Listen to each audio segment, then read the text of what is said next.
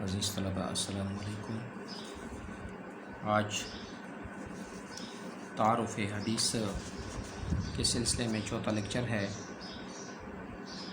अब तक हम हदीस के मफ़हूम के बारे में पढ़ चुके हैं कि हदीस के मानी अरबी ज़बान में ख़बर, गुफ्तगू, बयान के हैं। फिर इसकी अक़साम के बारे में पढ़ चुके हैं कि एक हदीस कौली होता है। हदीस कौली से मुराद जिस रवायत में हज़ूर सल्लल्लाहु अलैहि वसल्लम का फरमान मुबारक बयान हो उसे हदीस कौली कहते हैं। और एक हदीस फ़ेली के बारे में पढ़ा कि जिस रवायत में हज़ूर नबी करीम सल्लल्लाहु अलैहि वसल्लम का फ़ेल मुबारक, अमल मुबारक बयान हो उसे हदीस फ़ेली कहते हैं। और हदीस तकरीरी के बारे में पढ़ा यानी वो कलाम या काम जो सहाबा कराम रिज़वानुल्लाह अलैहिम अजमईन ने आप सल्लल्लाहु अलैहि वसल्लम के सामने किया या कहा और आप सल्लल्लाहु अलैहि वसल्लम ने उस पर पसंदीदगी का इजहार फरमाया या ख़ामोशी इख्तियार की और सहाबा कराम रिज़वानुल्लाह अलैहिम अजमईन को उस पर अमल करने से मना नहीं फरमाया। ये सब बातें हदीस तकरीरी में शामिल हैं। और फिर हदीस की ज़रूरत और अहमियत के बारे में भी बयान किया है, पढ़ाया है। हज़रत मुआज़ बिन जबल रज़ियल्लाहु ताला अन्हु का यमन का गवर्नर मुकर्रर करके रुख़सत फरमाते हुए हज़ूर नबी करीम सल्लल्लाहु अलैहि वसल्लम ने जैसे उनसे फ़ैसलों के बारे में पूछा कि किस तरह करोगे, तो उन्होंने कहा कि सबसे पहले कुरान से फ़ैसले का हल ढूँढूँगा, कुरान में न मिले तो हदीस से, और हदीस में न मिले तो इसके बाद फिर इज्तिहाद करूँगा। और हज़ूर नबी करीम सल्लल्लाहु अलैहि वसल्लम ने उनकी इस बात पे खुशी का इज़हार किया। और कुरान मुक़द्दस की तफसीर जो है वो हदीस है, इसके बारे में पढ़ा कि जैसे कुरान मुक़द्दस में अहकाम आते हैं, हुक्म आता है अकीमुस्सलाह व आतुज़्ज़कात, और इसकी तफसील कि नमाज़ किस तरह पढ़ी जाए, ज़कात किस तरह दी जाए। तो हज़ूर नबी करीम सल्लल्लाहु अलैहि वसल्लम ने फरमाया नमाज के बारे में कि सल्लू कमा रअयतुमूनी उसल्ली, नमाज इस तरह पढ़ो जैसे मुझे पढ़ते हुए देखते हो। और हज के बारे में अहकाम आते हैं वलिल्लाहि अलन्नासि हिज्जुल बैति मन इस्तताअ इलैहि सबीला, कि अल्लाह की तरफ से लोगों पर बैतुल्लाह का हज फ़र्ज़ किया गया जो शख्स उस तक पहुँचने की इस्तिताअत रखता हो। और हज किस तरह की जाए, इसके मनासिक क्या हैं, तो आप सल्लल्लाहु अलैहि वसल्लम ने फरमाया खुज़ू अन्नी मनासिककुम, यानी अरकान हज मुझसे सीख लो। तो हज़ूर नबी करीम सल्लल्लाहु अलैहि वसल्लम कुरान मुक़द्दस की एक अमली तफसीर हैं। हज़रत आयशा रज़ियल्लाहु ताला अन्हा हज़ूर नबी करीम सल्लल्लाहु अलैहि वसल्लम के अखलाक के बारे में, आमाल के बारे में, अक़वाल के बारे में इस तरह फरमाती हैं कि काना खुलुकुल कुरान, कि आप सल्लल्लाहु अलैहि वसल्लम का खुलुक जो है, आप वसल्लम के अखलाक जो हैं, आप वसल्लम के आमाल जो हैं वो कुरान हैं। और क्यों ना कि कुरान मुक़द्दस में फ़रमाया वमा यंतिक़ु अनिल हवा इन हुवा इल्ला वह्युन यूहा, कि हज़ूर सल्लल्लाहु अलैहि वसल्लम अपनी ख्वाहिश से कुछ नहीं फरमाते बल्कि ये तो वही है जो उनकी तरफ भेजी जाती है। और इसके बाद खुलफ़ाए राशिदीन के बारे में हमने पढ़ा कि हज़रत अबू बकर सिद्दीक़ रज़ियल्लाहु अन्हु उनका तर्ज़ अमल हदीस पर अमल करने के बारे में क्या था कि जब भी कोई मामला पेश हुआ तो आप रज़ियल्लाहु अन्हु पहले किताबुल्लाह में उसका हुक्म तलाश करते, वहाँ न मिलता तो सुन्नत रसूल में इसकी नज़ीर तलाश करते। और बाज़ औक़ात आप रज़ियल्लाहु अन्हु ऐलान करते अगर किसी को हज़ूर नबी करीम सल्लल्लाहु अलैहि वसल्लम का तर्ज़ अमल या फ़ैसला ख़ास इस मामले के मुताल्लिक़ हो तो बताएं। यह सुनकर लोग जमा हो जाते और आप सल्लल्लाहु अलैहि वसल्लम की अहादीस बयान करते और हज़रत अबू बकर सिद्दीक़ रज़ियल्लाहु अन्हु उस हदीस की रोशनी में उस मामले का फ़ैसला फरमाते। फिर आइम्मा अरबा के बारे में कल हमने पढ़ा था। हज़रत इमाम अबू हनीफ़ा रहमतुल्लाह अन्हु फरमाते हैं कि जब सही हदीस मौजूद हो तो मेरा मज़हब वही है। इमाम मालिक रहमतुल्लाह अन्हु के बारे में हमने पढ़ा है कि उन्होंने हज़ूर नबी करीम सल्लल्लाहु अलैहि वसल्लम के रोज़े की जानिब इशारा करते हुए फरमाया कि हर शख्स की बात तस्लीम की जा सकती है अगर दुरुस्त हो, और उसे ठुकराया भी जा सकता है जबकि दुरुस्त न हो। लेकिन اس روزے والی کی یعنی حضور نبی کریم صلی اللہ علیہ وسلم کی بات کو ترک نہیں کیا جا سکتا۔ المختصر کہ حدیث جو ہے وہ قرآن کی تفصیل ہے، قرآن کی تشریح ہے، اور عبادات پر، احکامات پر عمل جو ہے وہ حدیث کی روشنی ہی میں ممکن ہے۔ اور حضور نبی کریم صلی اللہ علیہ وسلم نے فرمایا تھا کہ تم میں 2 چیزیں چھوڑے جا رہا ہوں، اور جب تک اس پہ عمل کرو گے کبھی گمراہ نہیں ہوگے۔ اور وہ کیا فرمایا کہ کتاب اللہ و سنتی، اللہ کی کتاب اور اس کی سنت۔ عزیز طلباء، قرآن کی حفاظت کا ذمہ اللہ تبارک و تعالیٰ نے لیا۔ انا نحن نزلنا الذکر و انا لہ لحافظون، کہ ہم نے ہی اس قرآن کو نازل کیا، اس ذکر کو نازل کیا، اور ہم ہی اس کے محافظ ہیں۔ اور پھر اسی طرح حدیث کی حفاظت بھی بڑے عجیب طریقے سے کی گئی، اور جس طرح قرآن محفوظ ہے تو اسی طرح حضور نبی کریم صلی اللہ علیہ وسلم کا ایک ایک عمل محفوظ ہے، ایک ایک سنت محفوظ ہے۔ اور اس میں کوئی شک نہیں کہ جو مخالفین تھے، اعتراض کرنے والے تھے، دشمن اسلام تھے، انہوں نے اپنے طور پہ بڑی کوششیں کی کہ ان پہ اعتراضات کیے جائیں اور حدیث وضع کی جائیں، تاکہ اصل اور نقل اس طرح خلط ملط ہو جائے کہ اس میں شکوک پیدا ہو جائیں۔ اور اسی کو انکار حدیث بھی کہتے ہیں، کہ بعض لوگ حدیث کا انکار کرتے ہیں اور حدیث کو شریعت اسلامیہ میں قانون کا ماخذ تسلیم نہیں کرتے، اور حدیث کے دین میں سنت اور حجت ہونے کے وہ قائل بھی نہیں ہیں۔ اور جو حضرات حدیث اور سنت نبوی کی حجیت کے قائل نہیں، وہ منکرین حدیث کہلاتے ہیں۔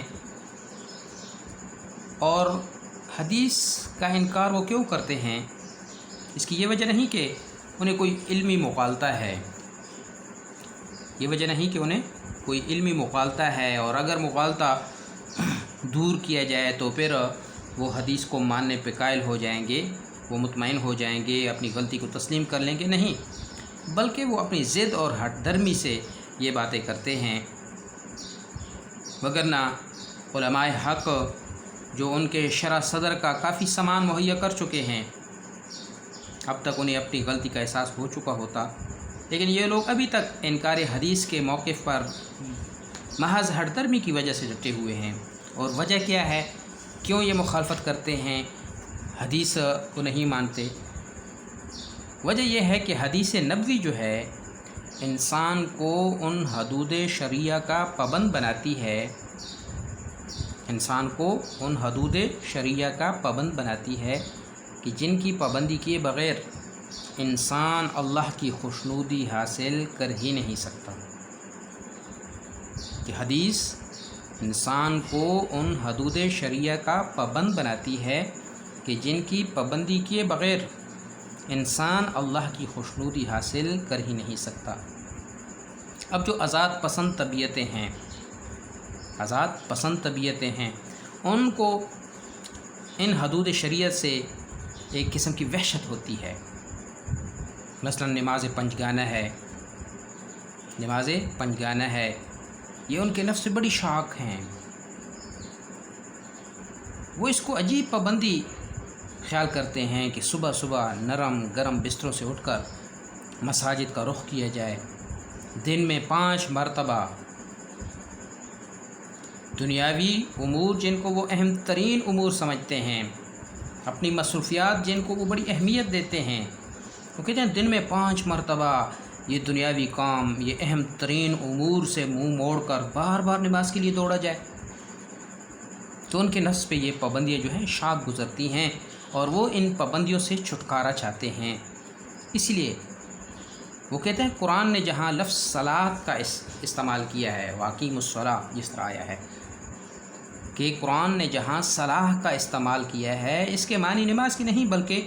دعا اور محنت اور مشقت کے ہیں۔ بس اگر وہ حدیث کو مانتے ہیں تو پھر تو نماز پوری کیفیت اور شرائط کے ساتھ 5 وقت جس طرح حضور نبی کریم صلی اللہ علیہ وسلم نے ادا کی، جس طرح حضور نبی کریم صلی اللہ علیہ وسلم نے بیان کیا، ان کو ادا کرنی پڑے گی۔ اور یہ بات ان کی آزاد پسند طبیعت کسی بھی طرح ماننے پہ تیار نہیں ہوتی۔ اسی طرح منکرین حدیث نے اسلامی اصطلاحات کا مفہوم اپنی خواہش کے تحت محض عربی لغت سے نکالنے کی کوشش کی ہے۔ دوسری چیز ہے خواہشات نفس کی پیروی ہے، خواہشات نفس کی پیروی، اور یہ جس عیش و عشرت کے عادی ہو چکے ہیں، حدیث کی حجیت ماننے کی صورت میں اس عیش پرستی کو انہیں خربات کرنا پڑے گا۔ حضور نبی کریم صلی اللہ علیہ وسلم نے ارشاد فرمایا تھا نا کہ انکار حدیث کی فتنی کی اصل وجہ لوگوں کی عیش پسندی ہوگی۔ کیا آپ صلی اللہ علیہ وسلم نے فرمایا تھا کہ حدیث کے فتنے کی اصل وجہ لوگوں کی عیش پسندی ہوگی، اور آپ صلی اللہ علیہ وسلم نے فرمایا میں تم میں سے کسی کو اپنے تکیوں پہ سہارا لگائے ہوئے اس حالت میں نہ پاؤں کہ جب میرا حکم اس کے پاس پہنچے جس میں کسی کام کو کرنے کا میں نے کہا ہو یا کسی کام سے روکا ہوا ہو، کہ کسی کام کے کرنے کا میں نے کہا ہو یا کسی کام سے روکا ہوا ہو، تو وہ تکبر سے یہ کہے کہ میں نہیں جانتا یہ کیا حکم ہے، اور کہے کہ ہم تو جو قرآن میں پائیں گے فقط اس کی پیروی کریں گے۔ تو حدیث جو ہے یہ قرآن کی تفسیر ہے، حدیث جو ہے وہ قرآن کی تشریح ہے، اور قرآن مقدس میں فرمایا وَنَزَّلْنَا عَلَيْكَ الْكِتَابَ تِبْيَانًا لِكُلِّ شَيْءٍ، ہم نے آپ پر کتاب اتاری جس میں ہر چیز کا کھلا بیان ہے، جس میں ہر چیز کا کھلا بیان ہے، اور بہت ساری چیزیں ہیں کہ جس کی تفصیل کے لیے جو ہے نا ہمیں حضور نبی کریم صلی اللہ علیہ وسلم کی حدیث کی طرف رجوع کرنے پڑتی ہے۔ اور بعض کہتے ہیں کہ حدیث جو ہے وہ بہت بعد میں لکھی گئی ہے، شروع میں حدیث کے لکھنے سے منع کیا گیا تھا، اور اس کی تفصیل یہ ہے کہ یہ درست ہے کہ شروع میں حضور نبی کریم صلی اللہ علیہ وسلم نے اپنی حدیث لکھنے سے صحابہ رضی اللہ عنہم کو منع فرمایا تھا، کہ فرمایا تھا لا تکتبوا انی غیر القرآن، مجھ سے قرآن مجید کے علاوہ کچھ نہ لکھو۔ شروع میں یہ حکم تھا، آپ صلی اللہ علیہ وسلم نے فرمایا کہ مجھ سے قرآن مجید کے علاوہ کچھ نہ لکھو، اور جس نے قرآن کے علاوہ مجھ سے کوئی بات لکھی ہو وہ اسے مٹا دے۔ اور وجہ کیا تھی کہ آپ صلی اللہ علیہ وسلم کو خدشہ تھا کہ صحابہ کرام قرآن اور حدیث کو آپس میں ملا نہ لیں۔ جب آپ صلی اللہ علیہ وسلم کو یہ محسوس ہو گیا کہ اب صحابہ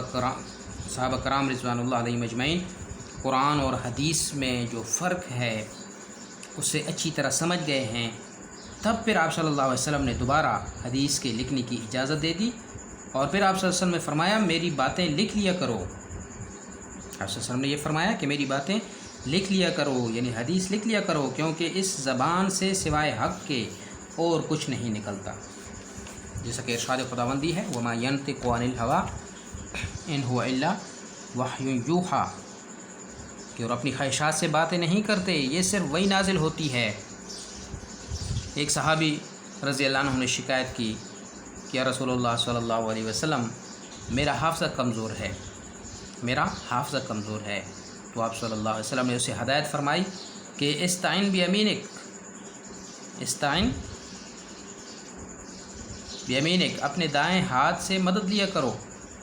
اور آپ صلی اللہ علیہ وسلم نے اپنے دائیں ہاتھ سے لکھنے کا اشارہ فرمایا۔ اور حضرت عبداللہ بن عمر رضی اللہ عنہ کا بیان ہے کہ رسول کریم صلی اللہ علیہ وسلم نے فرمایا کہ علم کو مقید کر لو، قید العلم بکتاب، علم کو مقید کر لو۔ تو میں نے پوچھا کہ یا رسول اللہ صلی اللہ علیہ وسلم علم کی قید کیا ہے؟ تو آپ صلی اللہ علیہ وسلم نے فرمایا کہ علم کو لکھنا جو ہے اس کو قید کرنا ہے۔ سنن ابن داود میں حضرت عبداللہ بن عمر رضی اللہ عنہ کی روایت ہے کہ میں جو کچھ حضور نبی کریم صلی اللہ علیہ وسلم سے سنتا تھا لکھ لیتا تھا تاکہ میں اس کو یاد رکھ سکوں۔ تو عزیز طلباء، تعارف حدیث کے سلسلے میں اب تک جو کچھ پڑھا تھا اس کے بارے میں مختصراً کہ ہم نے اب تک یہ چیزیں پڑھی ہیں، حدیث قولی کے بارے میں پڑھا ہے، حدیث فعلی کے بارے میں پڑھا ہے، حدیث تقریری کے بارے میں پڑھا ہے، پھر حدیث کی ضرورت و اہمیت کے بارے میں کہ حدیث کی ضرورت کیا ہے، اہمیت کیا ہے، اور پھر حضور نبی کریم صلی اللہ علیہ وسلم کے ارشادات، اور پھر خلفائے راشدین نے حدیث کی اہمیت کے بارے میں جو کچھ فرمایا۔ تو جس طرح قرآن پہ عمل کرنا لازم ہے، اس طرح حدیث کے بغیر قرآن کو سمجھنا جو ہے وہ ناممکن ہے۔ اللہ تبارک و تعالیٰ سے دعا ہے کہ ہمیں قرآن اور حدیث کے مطابق زندگی گزارنے کی توفیق عطا فرمائے۔